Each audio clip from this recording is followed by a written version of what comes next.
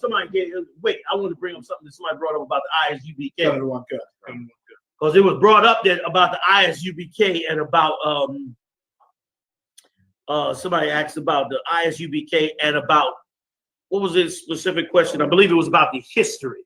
Something about the history. I'm trying to just remember what they asked. The 12 tribes. Oh, right, that's it. They said that Ariah did not come up with the 12 tribes, that it was Abba Bibbins that came up with the 12 tribes. Okay, let me just say this. Whoever said that is a dirty, stinking liar. That's right. Either they a liar, I don't want to just call them a liar outright. Either they lying or they do not know the history. Right. Now, listen to me good. I know I'm young and dashing. That's right. However,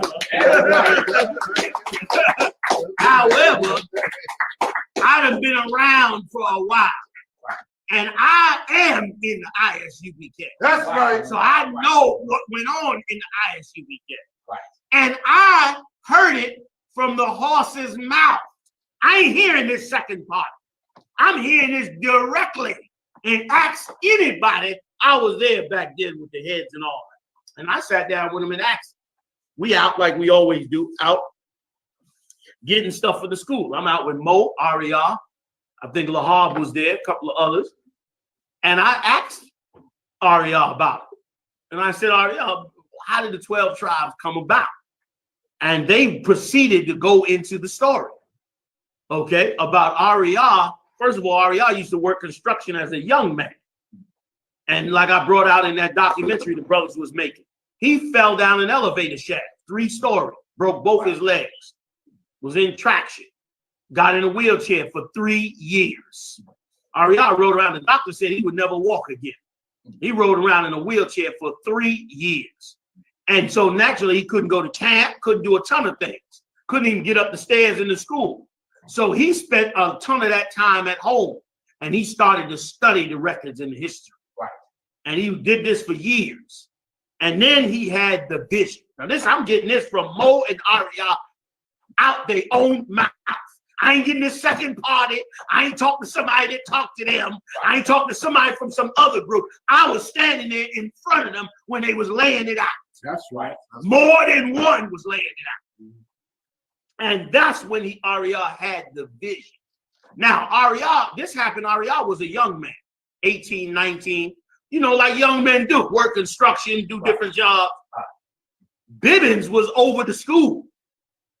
Ariah was one of the ones coming up in the school. When he got the vision, of course, he brought it to Bibbins. Bibbins knew the vision was right. And of course, being the head of the school, Bibbins brought it out to everybody. Just like I'm the head of the school. Brothers bring me stuff all the time and I bring it out. It don't mean I'm the one that created it or I'm the one that came up with it. So Bibbins did not come up with it. Right. Ariah is the one through the vision of the Lord. Now listen, you can say what you want. Ariah got the vision. That's right. That's who the Lord decided to give it to. That's right. And he got it and he passed it on. And then and I remember, let me tell you something else that was heavy. Because this is what y'all don't know.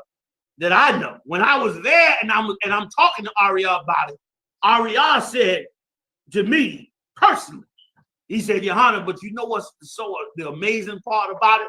I said, what, Ariah? He said, when I got the vision, we knew nothing about archaeology and history because the Israelite school of UPK didn't heavily go into archaeology until Yeshaya started going heavy. We had some artifacts about Israel being in Egypt, Israel being black, but we hadn't touched the Middle East till the 80s. We hadn't touched, not the Middle East, we hadn't touched the medieval times. We were still studying and developing those things during them times, back in the 80s. Once again, I was there. You ain't got the one. I'm telling you from the horse's mouth, being there in the room. Right. I know everything that went on in the UPK because I was there. So going back, so to go back to what I'm saying, so he said, you know, Yohana, we was not into the archaeology back when I got this vision. So even when I got it and wrote it down, it was strange to me. He said, this was strange to me that the Lord showing me these are the 12 tribes because we had no real connection to them. He said, and I started to study it. And what was even heavier was he said, I wasn't the one to start to bring it out. It was Yeshaya that started to bring it out. And that's when we all start digging up all this history, Russian icons, you know, nature knows no color line. We brought that back up. Lost tribes in promised lands. Went into all encyclopedias and start pulling all these records up. And to Ariel, that was like amazing in that he had gotten this vision, but he did not understand the vision. Not that he didn't understand it, but meaning he didn't have any proof that this was true. Right. He just knew it was true, and they just, Bivens and them went on the faith that they knew that this young brother was sincere with the truth. And so they went on, they said, okay, the Lord showed it to you, we're going to run with it. And they ran with it. And then later on is when now it's all out. Right. Every tribe, the history on the tribe, all of it came out. And boom, now we see that it was true. So anybody telling that you that, brother, ain't coming clean. You know what I'm saying? And let me tell you something. Anybody want to know the history of the UPK, you ain't got to wonder about it.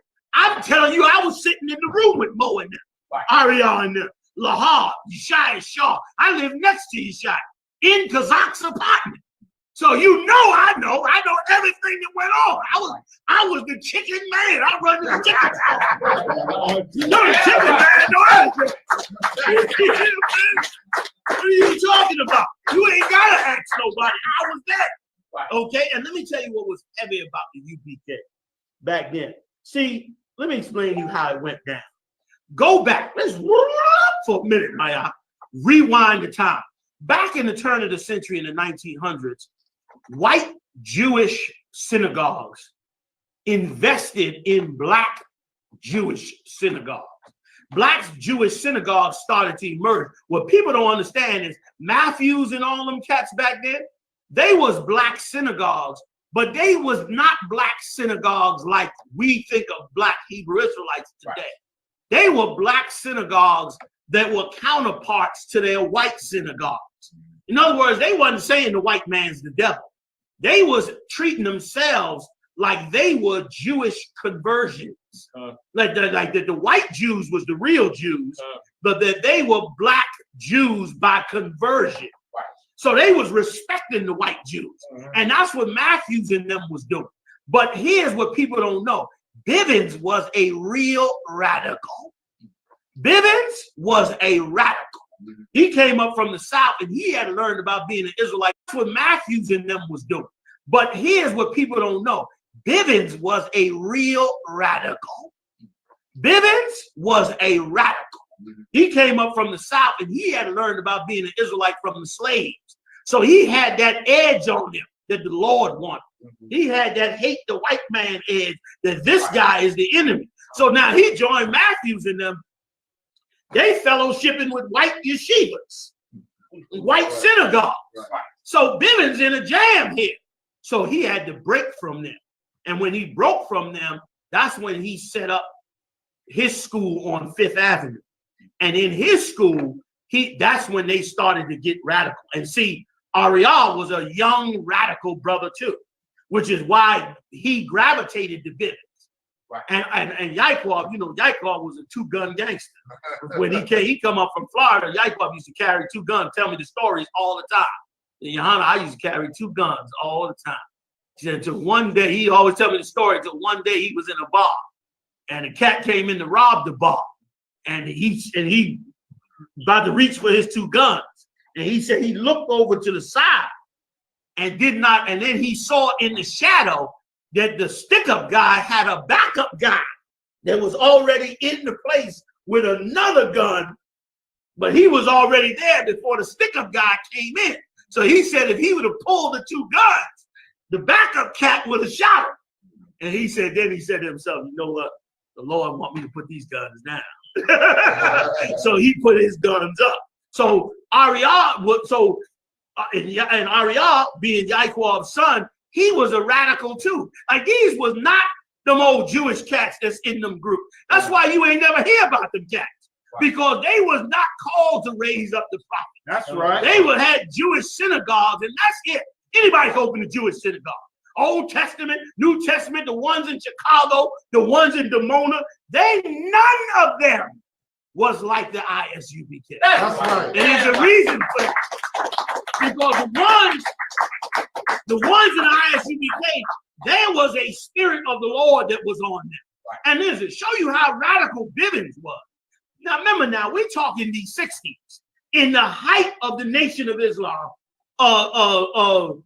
What's the one they killed? No, the Muslim. Malcolm X. Malcolm X doing speeches in Harlem. You know what I mean? They damn near running Chicago. Right. And Abba Bivens is going on the street in Newark telling Muslims, you not no Muslims. Right. That's right. You the lost chosen people of the Lord. That's how radical he was. Matthews and them was sitting up in there on Saturday with a sheet over their head praying to the Lord. Bivens was out there battling. Right. He was radical. And when they killed Bivens, then of course it was a whole bunch of power grabbing in the school that Bivens had built. So Masha Yaiqub took Yaiqub's son Ariyah, and the three of them came around the corner and rented 1 West 125th Street from Mr. Mills. Mr. Mills ran Mills Security. He had started Mills Security in the 60s, became wealthy but by giving black people jobs as security guards. He eventually bought the building. Once he bought the building, he knew them from around the corner and rented them out 1 West 125th Street. And that's how 1 West got started. And if you go back and check, they was trying to break from that whole vibe of the white Jews, because the whole reason it became universal, remember, it's Israelite School of Universal Practical Knowledge. Originally, it was the Israeli School of Universal Practical Knowledge. Why? Because back then, everybody was, like I said, tied to the white Jews. But when they started the Israeli School of UPK, they were trying to break away from it, because they had found out from the visions and the scriptures that those white people were not the Jews, but that in fact they were the real Jews. While Matthews and them was treating the white people like they were the Jews, and the black people like they were conversions to the Jews. Right. That's why some of them that went out to Ohio and Chicago named they synagogues Ethiopian Israelites or Ethiopian Jews. Right. Why? Because they was trying to find a way to convert themselves in. Ain't no black people Ethiopian. We come out of slavery. Right. Well, why would you call it Ethiopian? Right. Because you're trying to convert to white Judaism.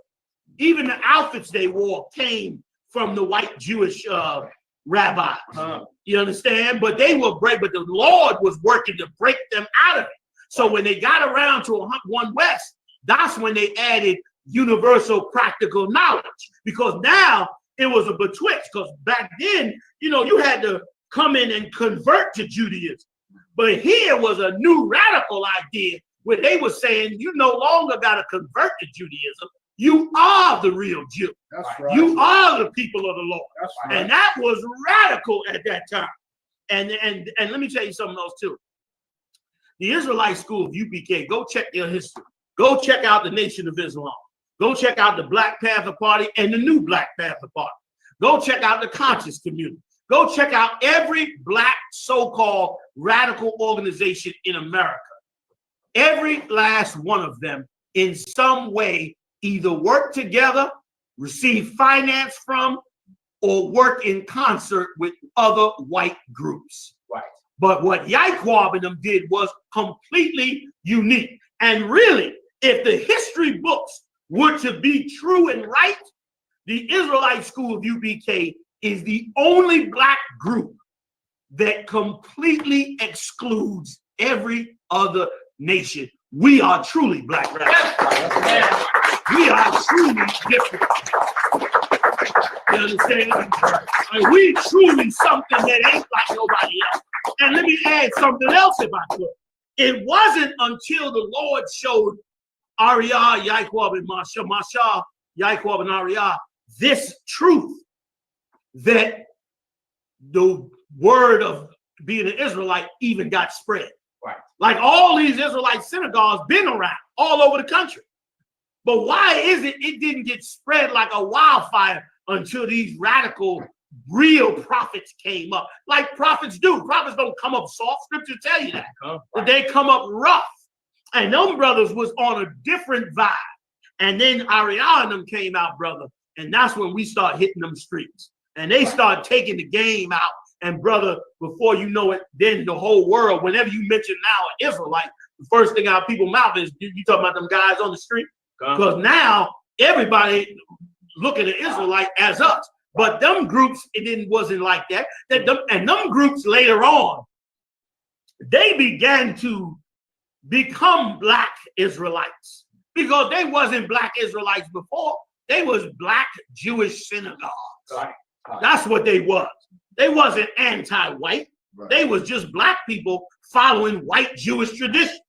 It wasn't until the UPK at 1 West did the game change out. Right. Because that's where the Lord raised them prophets up. So, brother, let me tell you something. And I used to ask Mo and Ariana them 1,000, like I was a young, silly man, asking them 1,000 questions a day. And I see why.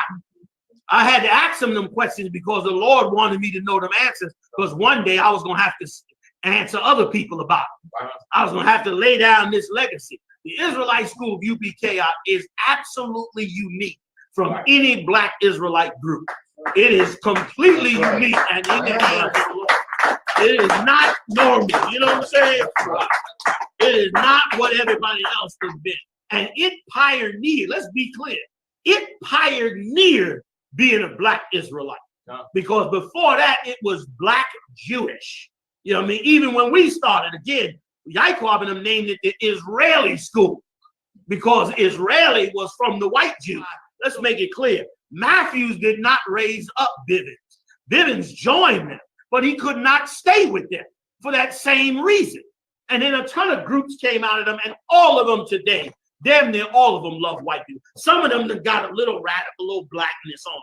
But the majority of them, brother, all will accept white conversions to Judaism. When you can't, there's no such thing as converting to Judaism. That's right. Either you of the bloodline or you not. The strangers that the Bible talking about in the law ain't talking about heathens. That's right. The strangers is talking about is our people. In the New Testament, a lot of you get mixed up. That's why people was killing them people in them Christian groups back in the 70s, because they would read the Bible where Paul said a woman must entertain strangers. Y'all know the scripture. You say, have she entertained strangers? Right. So she bringing in people in her house off the street, and they killing her in the damn house because she think that means strangers like strangers of today. When Paul said she must entertain strangers, he's talking about Israelites that live in other parts of the country that come to that city and they are stranger to that city. I mean, now she's supposed to be a sister under either her man or the priest, and then she put them brothers up like brothers do. Passover come around, high holy days come around. Brothers come in from out of town. Sisters put them up. That's the stranger. The stranger ain't, Tom Blow walking up the damn street. That's not what it's talking about. And in the Old Testament, where it says stranger, it ain't talking about no heathen. I don't went on a whole half hour. When it's talking about stranger, it ain't talking about them other nations. Okay, y'all. Once again, the UPK where it started. You ain't got to go to know. Just ask me. I know I got all the answers. Every last one. You understand? You ain't got to worry. All this speculation. All this old speculation. But there ain't nothing to speculate about. I was there. I was sitting right there under Marsha and them feet. Marsha and them be sitting there holding counsel. I was sitting on the floor right there. On the edge of the podium while they holding counsel, breaking down everything that got to go on in the truth. Okay? So it ain't. I was sitting in Yaikov's classes back in the 80s. Okay? When Yaikov using the little chalkboard, I was in them classes. I saw everything that went on, and that is not true. We come out of our Bibbin school, where we went into 1 West 125th Street, and the vision did not come to Bivens. That's right. The vision came to RER. And like a good servant of the Lord, Bivens took the vision and spread it, made the t-shirts, put it on covers of pamphlets, started teaching it on the street, and they went on for years until Yeshaya and Shaw and Kazak and Lahab came in. And then they went on for years with it until we came in. Myself, Aria Allah, Crazy Tahar, Yashawan, all of us came in afterwards, and tons of brothers with us. Then it went, forget about it, global, all over the place. And now all you got now is cats out there trying to pretend like they know our history better than us. Right. No, you don't know our history better than us. Like I said, I was there. I'm from New York. I was in Harlem. I sat on the old wooden chairs at 1 West 125th Street. Wear your behind out after 3 hours. The classes back then was 7 to 10. Not like y'all got 7 to 9. You 7 to 10, 3 hours a night, okay? And you had to be in there every night, okay? So that's how it went down. That's the legacy of 1 West 125th Street. The vision is real. And let me say this. Anybody that try to deny the vision, listen, regardless of what they think about Ariel, once again, I was there when Ariel did nigh unto miracles, brother, in this work of the Lord. Ariel and Mo and them pioneered being an Israelite across the world. Don't you know, back in the 60s, the Muslims was the biggest black organization in America. Okay, the damn government was spying on them. They were so scared of them. Right. CIA and FBI was so scared of them. That's how big they was. You didn't know nothing about no Hebrew Israelite. Mo and Ariel and them had to dig it out from the ground with them records and battle this truth all the way up into the 80s. From the 60s, they had to do that. And then from the 80s, got a little bit of help from Yeshaya, Shah, Kazak, and Lahar, who then took the ball, you know what I'm saying, and pushed it up, went into the archaeology, went into the flying saucers, went into the whole military breakdown, went into all of that. And they helped build and foster it up until the 90s, to the early 80s, when we came in, when we didn't flourish really to the late 80s. We were basically in class and young brothers for 2 or 3 years, maybe 4 years. Then about mid 80s, that's when we start taking out tabs, teaching, boom, boom. Late 80s, we go into other cities. 90s, we in other cities. All that is when it got spread out. So regardless of how you think, man, they did an amazing thing resurrecting this in the wake of Black Panthers, in the wake of Nation of Islam, in the wake of every Christian church. And listen, and if I could, the Nation of Islam and the Black Panthers, they dismissed the Bible. The Black Panthers went with communism and said, we atheists, we ain't dealing with the Bible at all. You know what I mean? We dealing with Mao Zedong and, you know, Mein Kampf. That's what they was reading. They was like, that Bible is garbage. The Nation of Islam was like, that Bible is tampered with. We dealing with the Quran. The Christians was like, this is our Bible. Jesus died for everybody. Y'all wrong. So for them to pioneer taking this Bible out and coming against all the black leaders, and them groups work with each other. But for them brothers to take this knowledge that is in direct opposition to every black leadership group and to pioneer and battle it on the street is only an act of the Most High. That's right. And now the Israelites, we like unstoppable. That's right. We unstoppable. That's right.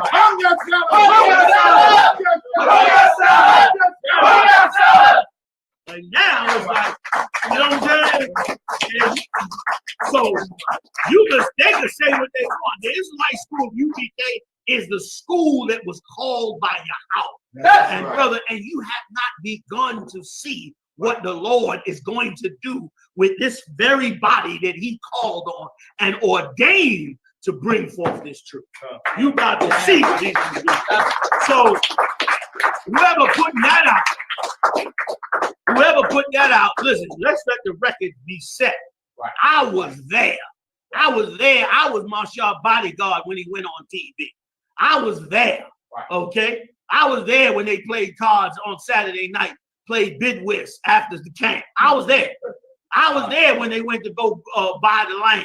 Right. I was there. I was there when they taught them classes on the Sabbath service. When Ariel started dyeing his head, start combing it down straight. Everybody looked at it like, what is Ariel doing with his head?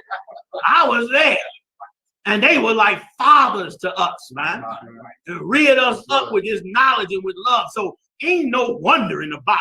And anybody, if you ain't in the ISUPK, watch your mouth. Right. Watch your mouth. You believe? That's right. Like, somebody asks you something about us, tell them, ask us.